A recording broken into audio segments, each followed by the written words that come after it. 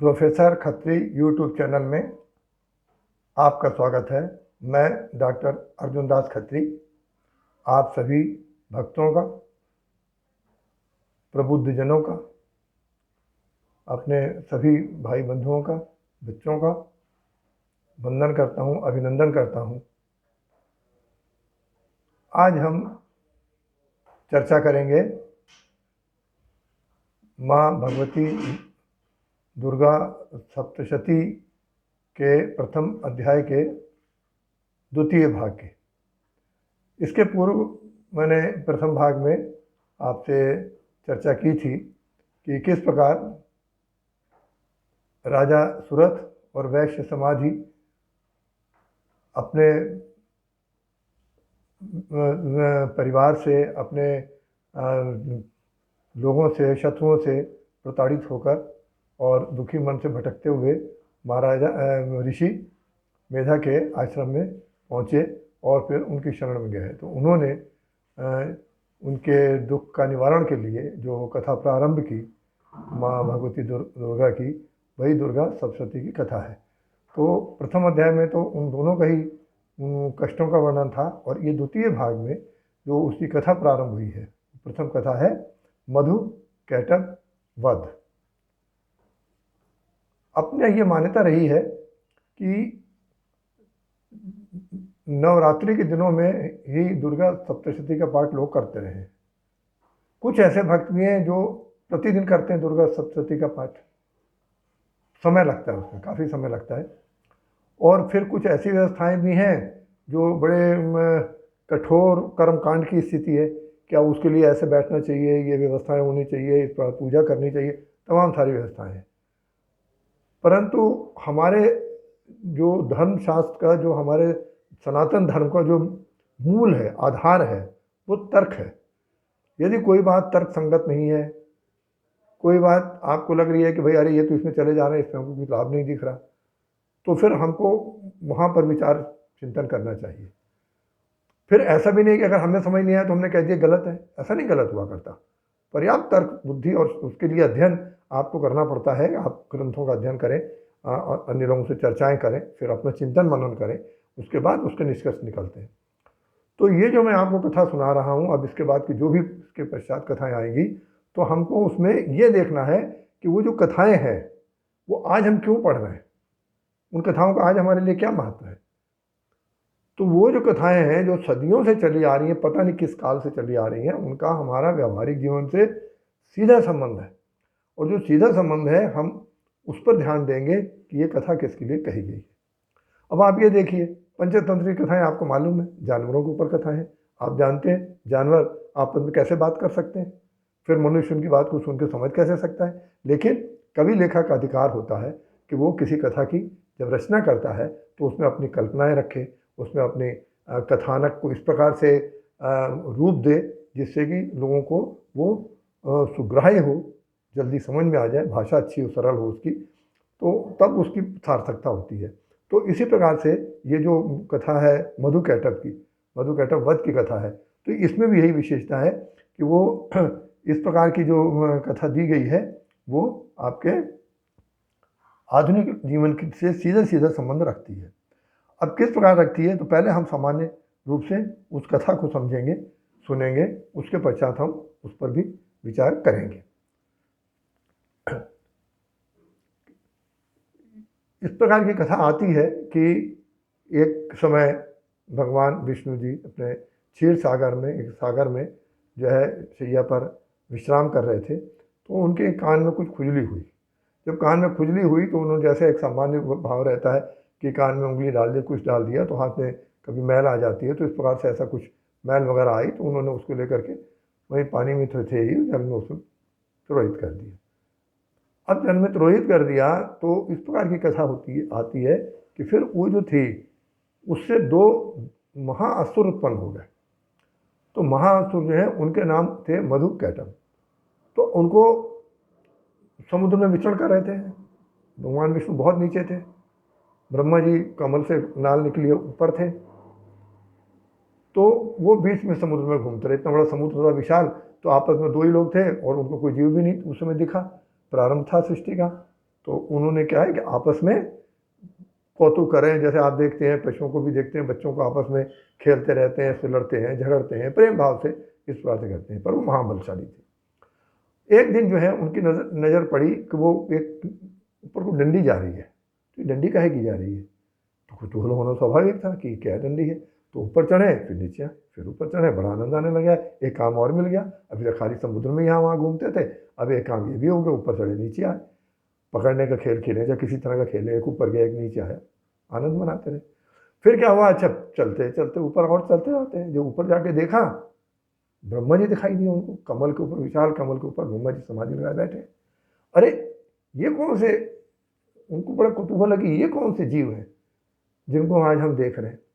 तो अब वो जो है उनको लगा, तो क्या उनसे बातचीत करें पहले। तो उन्होंने जो है वो उनके कभी वस्त्र खींचे, कभी उनकी दाढ़ी खींचने, कभी उनके हाथ को करें, कभी चुगोटी काटें, कुछ करें। इस प्रकार से कुछ कुछ कुछ कुछ कुतूहल में कुछ बाल बुद्धि से कह लीजिए, कुछ एक शरारत बुद्धि से कह लीजिए, वो उनको परेशान करने लगे। अब ब्रह्मा जी जो है जब परेशान हुए तो उन्होंने देखा करिए ये जो दो जीव हैं ये हैं कौन से। तो क्योंकि ब्रह्मा जी ने सोचा अरे हमने तो बनाए नहीं, हम तो बनाते हैं तो उनको वरदान खुद ही देते हैं, उनको भाग्य बनाते हैं, सब बनाते हैं, पर ये कौन से जीव हैं, इनको तो हम समझ ही नहीं पा रहे। फिर उन्होंने समाधि लगाई, जब देखा हो ये इस प्रकार से भगवान विष्णु से अलग से उत्पन्न हुए। तो आप देखिए एक खास बात क्या आ गई कि संपूर्ण सृष्टि में ब्रह्मा जी हैं तो उनकी भी एक सीमा है, उसके अंतर्गत करते हैं। उसके अतिरिक्त भी बहुत सारी जो है ये सृष्टि की माया है जो संचालित हो रही है। स्पष्ट हुआ कि नहीं हुआ? क्योंकि मधुकैटभ ब्रह्मा जी ने उत्पन्न नहीं किए और जीव हैं अलग प्रकार के हो गए। तो एक ये भी एक बात होगी कि फिर उसके बाद इसका मतलब कोई और भी बड़ी शक्ति इससे कार्य कर रही है। फिर अब ब्रह्मा जी ने देखा अब क्या होता है कि जो हमारे यहाँ शुरू से रहा है, चाहे आश्रम व्यवस्था रही है और चाहे ये हमारे ब्रह्मा विष्णु महेश 3 महादेव बनाए गए हैं, तो फिर इनके कार्य क्षेत्र विभाजित हैं। क्या कार्य क्षेत्र विभाजित है? ब्रह्मा जी का कार्य सृष्टि उत्पन्न करना, भगवान विष्णु का कार्य सृष्टि का पालन करना, और लास्ट में जब संहार की स्थिति उत्पन्न होती है तो वो भगवान महेश के पास में है, शिव शंकर के पास में है। तो इस प्रकार से तो अब ब्रह्मा जी को अधिकार है सृष्टि उत्पन्न करने का, भाग्य निर्धारित करने का। अब वो युद्ध नहीं कर सकते, वो किसी का अंत नहीं कर सकते, किसी को मार नहीं सकते। ये बड़ी समस्या होगी। अब ये दोनों कहें हमें आपसे युद्ध कर, अरे भाई युद्ध करना है लेकिन हमारी इच्छा नहीं है, लेकिन हमारी तो इच्छा है, मधुकैटभ पे हमें तो आपसे युद्ध करना है। अब जब जबरदस्ती युद्ध करेंगे तो ब्रह्मा जी उससे कैसे पार पाएँ? तो बड़ी मुश्किल से अनुनय विनय करें, सब कुछ करें, लेकिन अंदर अंदर उन्होंने ध्यान किया। किसका किया? देवी जी का ध्यान दिया। देवी जी का ध्यान क्यों दिया? कि वो देवी ही सबकी उत्पत्ति करता है, सबकी माँ है, तीनों भगवान की माँ है, इसलिए उनका ध्यान कर रहे हैं। अब उनके जब ध्यान कर रहे हैं तो फिर देवी जी को लगा कि अरे ब्रह्मा जी बहुत कष्ट में है, तो इनका कष्ट का निवारण करना चाहिए। अब कष्ट का निवारण करने में अब क्या हुआ कि इसके पहले ब्रह्मा जी प्रयास कर चुके थे। क्या कर चुके थे? उन्होंने तो कहा देखो भाई मैं युद्ध नहीं करता हूँ, तुमको युद्ध करने का शौक है, तुम भगवान विष्णु के पास नीचे चले जाओ, ये नल से सीधे नीचे उतर जाना, भगवान विष्णु मिलेंगे। अब वो गए तो उनको हिलाएं डुलाएं करें, भगवान विष्णु उठे ही नहीं। अब ये उनके वो नहीं था फितरत की वो उन्हीं को काटना पीटना शुरू कर देते सोए में ही। नहीं, हमें तो युद्ध करना है, महासुर है, शक्तिशाली हैं, हमें अपनी शक्ति पर भरोसा है, हम क्यों किसी पर जो है सोते में आक्रमण करें। तो फिर आए ब्रह्मा जी के पास, फिर सताया, तो ये स्थिति उत्पन्न हुई कि उन्होंने देवी का स्मरण किया और फिर देवी जी ने देखा कि वो बड़े कष्ट में है। अब विष्णु जी निद्रा इतनी निद्रा मग्न है कि असुरों के हिलाने डुलाने से नहीं उठे। तो ऐसी क्या थी? तो ये एक माँ अम्बे की एक ये महामाया थी जिसके अंतर्गत ये लोग आ गए, दोनों भगवान आ गए। तो अब उसके बाद क्या हुआ, उन्होंने देखा ब्रह्मा जी को कैसे निवारण करें, तो विष्णु भगवान उनको बचा सकते हैं। तो उन्होंने विष्णु भगवान से अपनी योग माया हटा दी। जब योग माया हटाई तो उनकी तंद्रा टूट गई। तो अब वो भी देखिए समाधिस्थ किस में थे? माँ भगवती की कही कि समाधि में ही वो लगे हुए बैठे हुए थे, ये लेटे हुए थे, उन्हीं की समाधि लगी हुई थी। और इतनी समाधि थी कि वो सब चीज़ भूल गए थे। क्यों? वो सबसे बड़ी है, सबकी माँ है। तो अब भगवान विष्णु जो है जब जगे तो फिर उन्होंने ब्रह्मा जी का समझ लिया कि अरे वो तो बड़े कष्ट में है। तो फिर ब्रह्मा जी को उन्होंने संकेत दिए कि भाई आप उनको भेज दो, मैं जग रहा हूँ। तो फिर वो दोनों मधुकैटभ को फिर से भेजा कि वो जग गए, तुम जाओ, तुमको वहाँ आनंद मिलेगा, तुम युद्ध करो उनसे। तो फिर वो दोनों नीचे उतर के आए। तो विष्णु बोले तुम हो कौन? आपसे तो मेरी उत्पत्ति हुई, आपने जो मैल फेंकी थी उसी से हमारा जन्म हुआ है, तो अच्छा तो ठीक है, उनका अभी क्या है, ये जरा से जीव दिख रहे हैं, इनको दैत्य कुछ हो भगवान के सामने कहाँ टिकते हैं, इनको मार देते हैं। पर जैसी कथा कही गई है कि वो 5,000 वर्षों तक उनमें युद्ध जारी रहा। 5 2 4 घंटे नहीं, महीने नहीं, 5,000 साल। अब 5,000 साल तक कैसे जारी रहा, अब ये कथा का हिस्सा है। ठीक है, अब हमको वहाँ बुद्धि नहीं लगानी है कि कैसे पाए, क्योंकि अगर तर्क पे करें तो फिर बड़ी समस्याएं खड़ी हैं। तो हम उतना ही तर्क करें, हाँ एक कथा है, एक कथा है ना, कथा में आप कुछ भी कह सकते हो, आसमान में चले गए, भूत बना दिया, जिन्न बना दिए, कुछ भी कह सकते हो। तो अब इस प्रकार से 5,000 वर्ष तक युद्ध चला। अब जब नहीं उसको उनको मार पाए तो अरे ये कौन सी समस्या आ गई, अब इनसे पिंड कैसे छुड़ाएं, इनका अंत कैसे हो, और ये तो दो छोड़ेंगे नहीं, तो ये तो युद्ध करने को तत्पर है और हम जीत नहीं पा रहे। तो फिर बड़ा दुखी हो गए। तो फिर उन्होंने देवी जी का उन्होंने भी स्मरण किया, भाई इनसे हमारी पार लगाओ, हम इनको नहीं संभाल पा रहे। जब उन्होंने उनका ध्यान किया युद्ध रोक करके, तो देवी जी को उन पर दया आई, उनका ठीक है जाओ तुम्हारा कल्याण। कुछ नहीं किया, अरे क्या कैसे कल्याण हो, तुम चिंता मत करो, मैंने अपनी माया फैला दी। अब क्या माया फैलाई है, वो फिर से आए, फिर युद्ध करने। तो विष्णु भगवान ने कहा ठीक है, अब तो देवी हमारे साथ हैं, अब कोई चिंता की बात नहीं। तो उन्होंने भी युद्ध प्रारंभ कर दिया फिर से। अब जब फिर से युद्ध प्रारंभ किया तो थोड़ी देर युद्ध होने के बाद वो दोनों ने, मधुकैटभ ने अपने आप से युद्ध बंद कर दिया और बड़े मगन हो गए, बड़े प्रसन्न हो गए। तो विष्णु भगवान से बोलते हैं आप बहुत ही कुशल योद्धा हैं और युद्ध निपुण हैं, हम आपसे बहुत प्रसन्न हैं, और हम प्रसन्न हैं इसलिए हम आपसे कहते हैं कि आप जो चाहो हमसे वरदान मांग लो। अब देखिए वो भगवान उनसे भी बड़े भगवान बन गए वरदान देने के लिए। क्यों, माँ अम्बे ने उनकी बुद्धि को फेर दिया, महामाया अपनी फैला दी।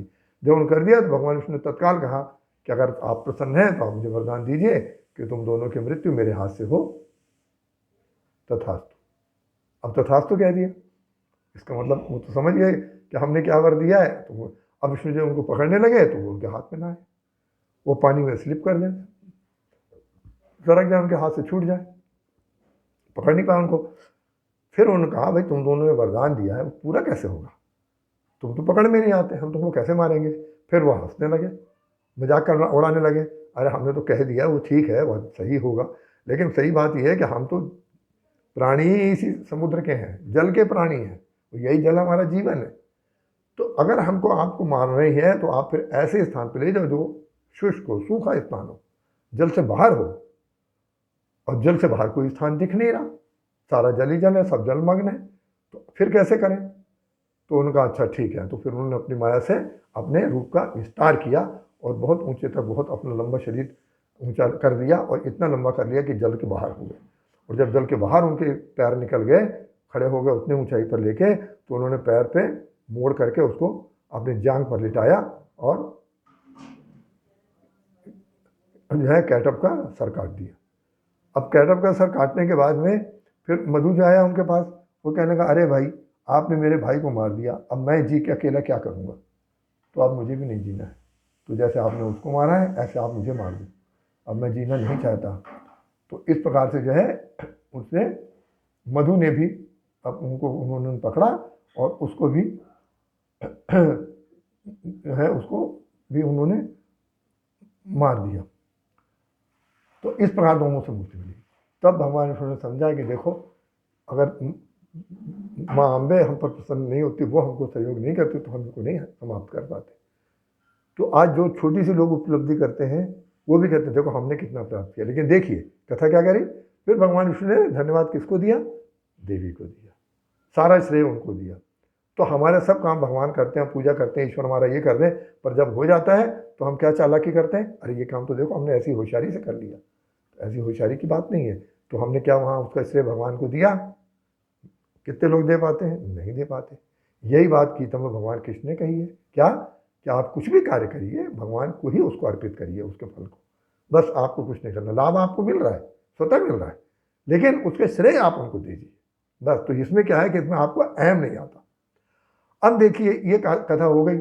तो उन्होंने जब कथा सुनाई, महर्षि मेधा ने उनको ये कथा पूर्ण की, तो उन्होंने पूछा, राजा सूरज से पूछा, वैश्य समाधि से पूछा, आपको कथा कैसी लगी। तो उन्होंने कहा कि दोनों को जो है उनको हमारा साथ तनाव बहुत कम हो गया है, जो हम अवसाद में थे हम अवसाद मुक्त भी हो गए। तो राजा सूरज ने बहुत उनसे कहा कि भाई तो बहुत कथा आनंद देने वाली थी, और उसने ये कहा कि जब भगवान स्वयं भी समय के प्रभाव से मुक्त नहीं है, ब्रह्मा जी मुसीबत में फंस गए, भगवान विष्णु मुसीबत में फंस गए और उन पार नहीं पा रहे हैं, तो फिर हम तो इस धरती के इंसान हैं, तो अगर हमारे उसमें भी कष्ट समय के साथ आते हैं तो हमें उनका सतत रूप से प्रयास करते रहना चाहिए उनका निवारण करने का, ना कि बैठ के रोना है या आत्महत्या कर लेते हैं कई लोग दुखी होकर के, वो नहीं, मुकाबला करिए। तब जब आप करेंगे तब देवी उसी प्रकार से तो आपको मदद करेंगी, किसी को सहायता भेजेंगी, आपको शक्ति देंगी या अगले को कमज़ोर करेंगी। तो अगर आप वो प्रयास करेंगे नहीं तो आप सोचो कि प्रकट होकर के उसको मार दें, हमको दे दो, ऐसा कुछ नहीं होने वाला। ठीक है ना। तो एक ये देखिए, तो उसने ये कही। फिर सूरत ने जो वो है राजा सूरत और वैश्य समाधि ने कहा, भाई आप देखिए महर्षि आपने बहुत अच्छी कथा सुनाई। जब विष्णु भगवान से उत्पन्न मधु कैटभ ने उनसे ही जिंदगी भर संघर्ष किया इतने वर्षों तक, तो अगर हमारे बच्चे भी, बेटे बहू भी हमारे खिलाफ हो गए तो फिर इसमें कौन सी बड़ी बात है, तो हमें यह स्वीकार है। लेकिन अब हम जो है, अब हम आश्रम में वापस नहीं जाएंगे, एक घरों को नहीं जाएंगे, हम आपके आश्रम में रहेंगे और आपकी सेवा करेंगे। और हमको जो है वैश्य समाधि ने कहा कि हम जो है हमको अब, लेकिन अभी दोनों ने कहा कि हमको और कथाएं सुनाइए देवी अम्बे की, जिससे हमारा कल्याण हो। अब ये तो यहाँ तक कथा समाप्त हो गई। अब कथा होने के बाद में अब आप ये देखिए कि आधुनिक उसमें हम इसको क्या संदर्भ हमें इससे मिलता है। तो अब कथा तो बच्चों जैसी है, बहुत गंभीर कथा तो नहीं है, मधु कैटभ की, बच्चों को सुना उसको भी आनंद आएगा। तो अब उसमें यह है कि भाई उसमें सबसे बड़ी बात यह है कि जब ब्रह्मा विष्णु महादेव भी अगर जो है समय के संकट में घिर जाते हैं, वो भी उससे मुक्त नहीं है, तो मनुष्य को समस्याएं आती हैं, तो काल चक्र का प्रभाव समझ करके धैर्यपूर्वक लगन के साथ उनका सामना करना चाहिए, घबराना नहीं चाहिए, प्रयास करते रहना चाहिए। तो एक बात तो ये समझ में आ गई। फिर आप ये देखिए जो बहुत खास बात है, ये मैंने पुस्तक जो लिखी थी, ये देखिए, ये है भगवती गाथा। भगवती गाथा कथा से ही मैं आपके इसमें दुर्गा सप्तशती की कथा है, उसके अलावा माँ भगवती के सारे स्वरूपों का इसमें वर्णन है, इसमें 9 दुर्गा है, इसमें 10 महाविद्याएँ का वर्णन किया गया है, 64 योगिनियाँ हैं, सारे शक्तिपीठ हैं, उसके अलावा पूजा पद्धतियाँ हैं। तो ये पुस्तक है जिसके आधार पर मैं आपको कथा सुना रहा हूँ, और अम्बुज प्रकाशन में के अंतर्गत जो है ये अमेजन पर और फ्लिपकार्ट पर उपलब्ध है, तो जो चाहें इनको प्राप्त कर सकते हैं। तो उसमें आप हमारी कथाओं में उसको आधुनिक संदर्भ में देखेंगे। जो सबसे बड़ी बात, खास बात है, वो क्या है, वो ये है कि 5000 साल तक कैसे व्यक्ति लड़ते हैं। लेकिन आप ये देखिए कि इसके पहले महामारियाँ थी, है ना, किसी के बैक्टीरिया हुआ करते थे, वायरस हुआ करते थे, तो जैसे अब टीबी के होते थे, चेचक के होते थे, प्लेग के होते थे, तो ये इस तरह की बीमारियां थी जो कब से चली आ रही थी, आदिकाल से, सदियों से चली आ रही थी। तो आप सोचिए कितने हजार वर्षों से चल रही होंगी। तो इसी प्रकार से जब मैल आप पानी में डालेंगे तो क्या हो जाएगा उसमें, तो वायरस उत्पन्न होंगे कि नहीं होंगे, वायरस उत्पन्न होंगे तो आपको दूर तक कष्ट देंगे। तो आप देखिए कथा आपको क्या समझा रही है कि आपको जल को अशुद्ध नहीं करना है, आपने किया तो उसमें ऐसे तत्व उत्पन्न हो जाएंगे जो आपको पीढ़ियों दर पीढ़ियाँ जो है आपको कष्ट देते रहेंगे, तो वो आपको बिल्कुल नहीं करना है। और ये कथा मैंने कोरोना के काल से बहुत पहले लिखी थी, तब हमारी पुस्तक प्रकाशित हुई थी, ये कोरोना काल तो बाद में आया है ना। देखो मैं सामाजिक लेखक हूँ, तो मैं उसको ये देखता हूँ कि आज के संदर्भ में उस कथा का क्या महत्व, नहीं महत्व है तो वो मैं आपको नहीं सुनाऊंगा, ये खास बात है। तो आप ये देखिए, तो एक ये देखिए हमको ये सबसे खास बात इसमें दिखती है, कब उनका अंत हुआ उन बीमारियों का, जब वर्तमान ज्ञान विज्ञान का विकास हुआ, और ज्ञान विज्ञान के आधार पर, किसी पूजा पाठ के आधार पर नहीं, ज्ञान विज्ञान के आधार पर उनके इंजेक्शन बने, दवाइयाँ बनी, तब प्लेग्स बंद हो गए, तब टीबी होनी बहुत कंट्रोल हो गया, पोलियो बंद हो गई, है ना, काफ़ी हद तक कंट्रोल हो गया उनका, और चेचक जो है आप देखिए गायब हो गई, मलेरिया का काफ़ी कंट्रोल हो गया। तो इस प्रकार से इन सब चीज़ों की कंट्रोल हुई, किसके, ज्ञान विज्ञान के कारण। किसी ने पूजा करके 5000 साल 10,000 साल तपस्या करके कोई ऐसा वरदान नहीं प्राप्त किया कि उन्होंने कह दिया सब स्वस्थ हो जाए तो हो गया। तो ये सबसे खास बात हमको देखनी है। दूसरा क्या है कि एक जो खास बात इसमें और सबसे बड़ी बात है कि जब भगवान विष्णु ने तो पूछा तुम्हारी मृत्यु कैसे हो गई, उसने कहा भाई हम सागर में जब तक रहेंगे तब तक आप हमें नहीं मार सकते, यह हमारा यही जीवन है। तो इसी तरह से जब तक व्यक्ति लोभ मोह मद काम क्रोध अहंकार, इनके सागर में जब तक तैरता रहता है तब तक वो महान रहता है, वो उसको कुछ समझ में ही नहीं आता, वो मुक्त नहीं हो सकता, उसकी आत्मा मोक्ष नहीं प्राप्त कर सकती, मुक्त नहीं हो सकती किसी हालत में। तो यदि उनसे मुक्ति चाहिए तो आप उस सागर से पहले बाहर जाइए। तो ये देखिए, ये जो कथा ये हमको समझा रही है, ये कितना बड़ा जो है हमको ये शिक्षा दे रही है। तो व्यक्ति को क्या करना चाहिए कि बाह्य शुद्धता तो होनी चाहिए, लेकिन उसके आंतरिक, उसका हृदय शुद्ध रहे, उसका मन जो है काम क्रोध लोभ मोह अहंकार इनसे अपना नियंत्रण में रखे जहाँ तक संभव हो सके, तब फिर उसका कल्याण होगा।